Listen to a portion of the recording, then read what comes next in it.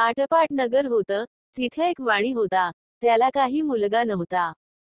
त्याच्या घरी एक गोसावी येई, अल्लख म्हणून पुकार करी. वाण्याची बायको भिक्षा आणि निपुत्रिकाच्या हातची भिक्षा घेत नाही, असे आटपाट नगर होतं.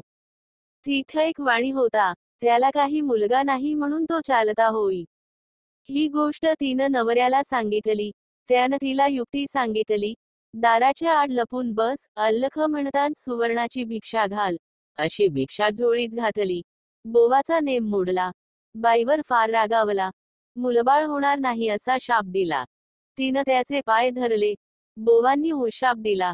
बोवा म्हणाले, आपल्या नवऱ्याला सांग, निळ्या घोड्यावर बस, निळा वस्त्र परिधान कर, रानात जा.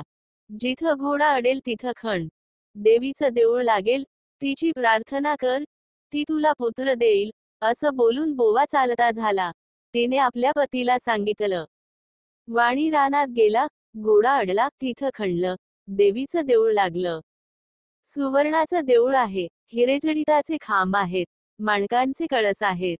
आत देवीची मूर्ती आहे. मनोभावे पूजा केली, त्याला देवी प्रसन्न झाली. वर माग, म्हणाली.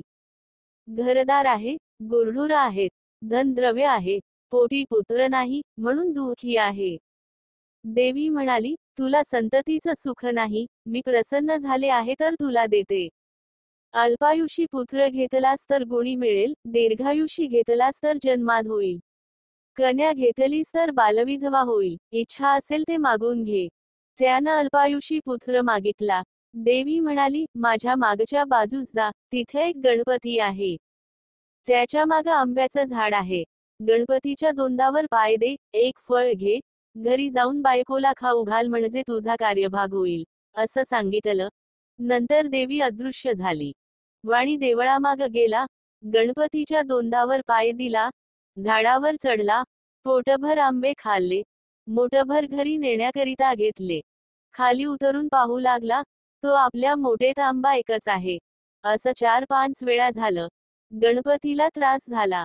त्यानं सांगितलं, तुझ्या नशिबी एकच फळ आहे.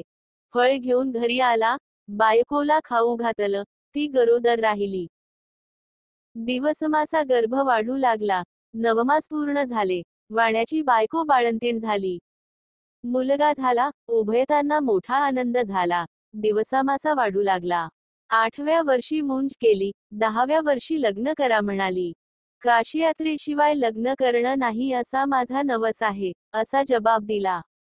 काही दिवसांनी मामाबरोबर यात्रेस पाठविलं. मामाभाचे काशीला जाऊ लागले. जाता जाता काय झालं, वाटेनं एक नगर लागलं. तिथं काही मुली खेळत होत्या. त्यात एकमेकीच भांडण लागलं. एक गोरी बुरकी मुलगी होती. तिला दुसरी मुलगी म्हणू लागली, काय रानद्वाड आहे, काय रानद्वाड आहे. तेव्हा ती मुलगी म्हणाली, माझी आई मंगळागौरीचं व्रत करते, आमच्या कुळवंशामध्ये कोणी रांड होणार नाही. मग मी तर तिची मुलगी आहे. हे भाषण मामानं ऐकलं. त्याच्या मनात आलं, हिच्याशी भाच्याचं लगीन करावं, म्हणजे हा दीर्घायुषी होईल. परंतु हे घडतं कसं. त्याच दिवशी तिथं त्यांनी मुक्काम केला. इकडे काय झालं, त्याच दिवशी त्या मुलीचं लग्न होतं. लग्नाचे वेळेस नवरा मुलगा आजारी झाला. मुलाच्या आईबापांना पंचाईत पडली. पुढं कोणीतरी प्रवासी मिळेल तर बरं होईल, त्याला पुढं करून वेळ साजरी करू, म्हणून धर्मशाळा पाहू लागले. मामाभाचे दृष्टीस पडले. मामापासून भाच्याला नेलं. गोरस लग्न लावील. उभयतांना गौरीहरापाशी निजवलं. दोघं झोंपी गेली. मुलीला देवीनं दृष्टांत दिला. अग मुली, तुझ्या नवऱ्याला दंश करायला सर्प येईल, त्याला पिण्याकरिता दूध ठेव. एक कोरा करा जवळ ठेव, दूध पिऊन सर्प यात शिरेल, आंगच्या चोळीनं तोंड बांधून टाक. सकाळी उठून आईला ते वाण दे. तिनं सर्व तयारी केली. दृष्टांताप्रमाणे घडून आलं. काही वेळानं तिचा नवरा उठला. भूक लागली म्हणू लागला. लाडू खायला दिले. फराळ झाल्यावर त्यानं तिला आपली अंगठी दिली. पहाटेच उठून ताट घेऊन हाडी गेला. मामाभाचे मार्गस्थ झाले.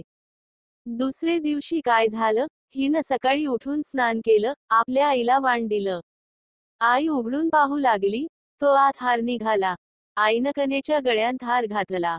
पुढं पहिलावर मंडपात आला. मुलीला खेळेला आणलं. ती म्हणाली, हा माझा नवरा नाही, मी त्याचे बरोबर खेळत नाही.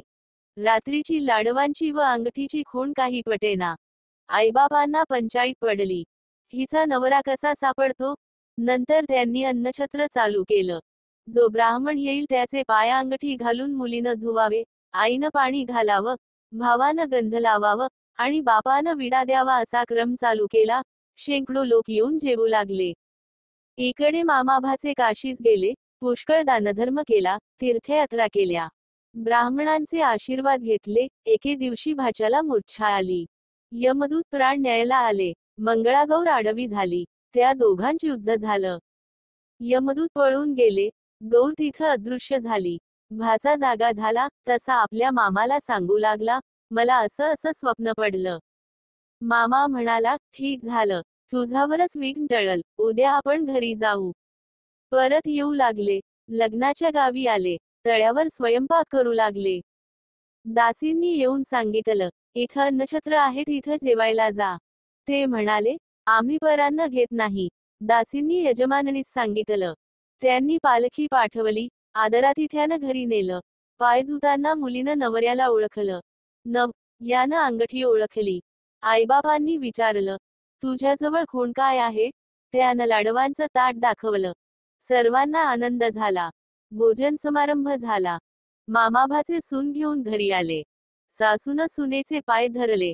तुझ्यामुळं माझा मुलगा वाचला, असं म्हणाली. तिनं सांगितलं, मला मंगळागौरीचं व्रत असता. ही सगळी तिची कृपा.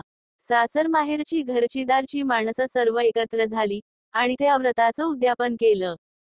तिला जशी मंगळागौरी प्रसन्न झाली, तशी तुम्हा आम्हा होवो आणि आपलं सौभाग्य अखंड राहो, इतकीच देवाची प्रार्थना.